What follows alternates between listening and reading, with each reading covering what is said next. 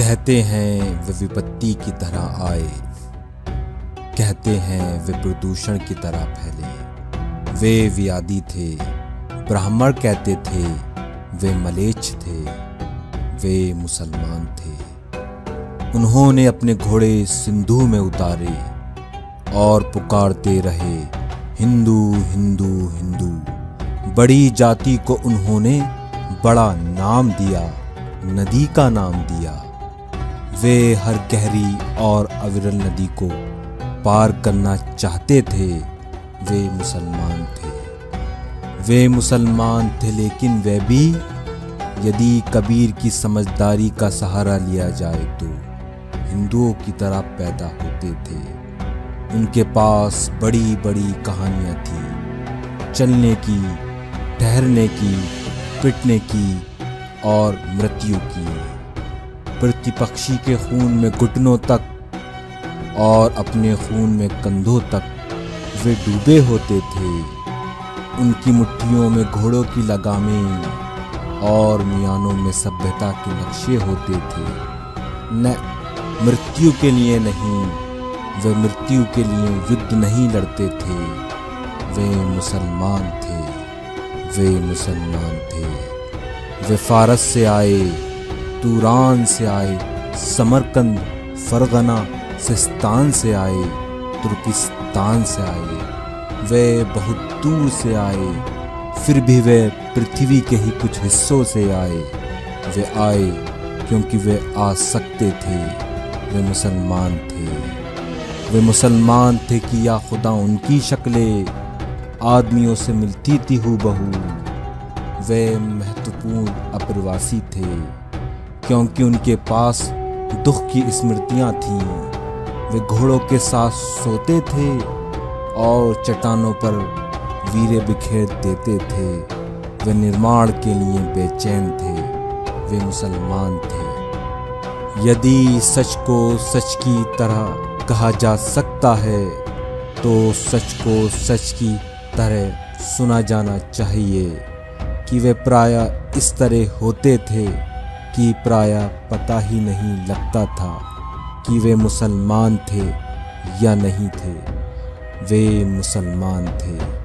वे न होते तो लखनऊ न होता, आधा इलाहाबाद न होता, महराबे न होती, गुंबद न होता, आदाब न होता, मीर मखदूम मोमिन न होते, शबाना न होती। वे न होते तो उपमहाद्वीप के संगीत को सुनने वाला खुसरो न होता। वे न होते तो पूरे देश के गुस्से से बेचैन होने वाला कबीर न होता। वे न होते तो भारतीय उपमहाद्वीप के दुख को कहने वाला गालिब न होता।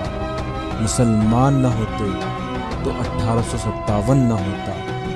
वे थे तो चचा हसन थे। वे थे तो पतंगों से रंगीन आसमान थे। वे मुसलमान थे। वे मुसलमान थे और हिंदुस्तान में थे और उनके रिश्तेदार पाकिस्तान में थे। वे सोचते थे कि काश वे एक बार पाकिस्तान जा सकते। वे सोचते थे और सोचकर डरते थे। इमरान खान को देखकर वो खुश होते थे। वे खुश होते थे और खुश होकर डरते थे। वे जितना पीएसी के सिपाही से डरते थे उतना ही राम से। वे मुरादाबाद से डरते थे।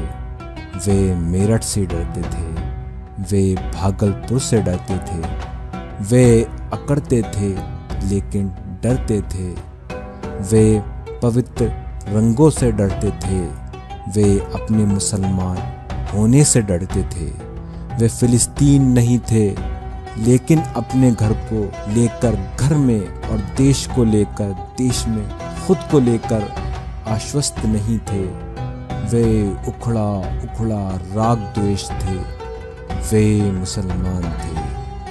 वे कपड़े बुनते थे। वे कपड़े सिलते थे। वे ताले बनाते थे। वे बक्से बनाते थे। उनके श्रम की आवाज़ें पूरे शहर में गूंजती रहती थी। वे शहर के बाहर रहते थे, वे मुसलमान थे, वे मुसलमान थे, लेकिन दमिश्क उनका शहर नहीं था। वे मुसलमान थे, अरब का पेट्रोल उनका नहीं था। वे दजला का नहीं, यमुना का पानी पीते थे। वे मुसलमान थे, वे मुसलमान थे, इसलिए बच के निकलते थे। वे मुसलमान थे, इसलिए कुछ कहते थे तो हिचकते थे। देश के ज़्यादातर अखबार ये कहते थे कि मुसलमान के कारण ही कर्फ्यू लगते हैं। कर्फ्यू लगते थे और एक के बाद दूसरे हादसे की खबरें आती थी। उनकी औरतें बिना दहाड़ मारे पछाड़े खाती थी। बच्चे दीवारों से चिपके रहते थे। वे मुसलमान थे, वे मुसलमान थे, इसलिए जंग लगे तालों की तरह वे खुलते नहीं थे। वे अगर 5 बार नमाज पढ़ते थे तो उससे कई गुना ज़्यादा बार सिर पटकते थे। वे मुसलमान थे।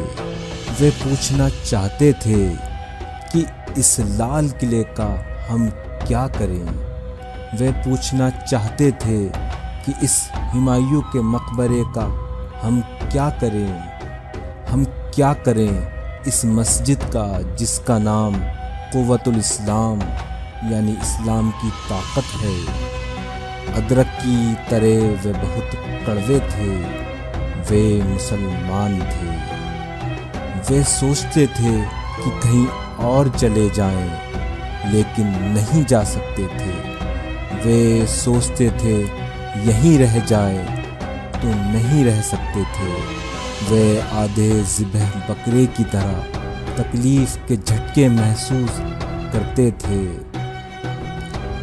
वे मुसलमान थे, इसलिए तूफ़ान में फंसे जहाज़ के मुसाफिरों की तरह एक दूसरे को भींचे रहते थे। कुछ लोगों ने ये बहस चलाई थी कि उन्हें फेंका जाए तो किस समुद्र में फेंका जाए। बहस ये थी कि उन्हें धकेला जाए तो किस पहाड़ से धकेला जाए। वे मुसलमान थे, लेकिन वे चींटियां नहीं थे। वे मुसलमान थे, वे चूजे नहीं थे। सावधान, सिंधु के दक्षिण में सैकड़ों सालों की नागरिकता के बाद मिट्टी के ढेले नहीं थे। वे चट्टान और ऊन की तरह सच थे।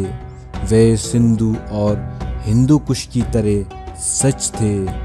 सच को जिस तरह भी समझा जा सकता हो उस तरह वे सच थे।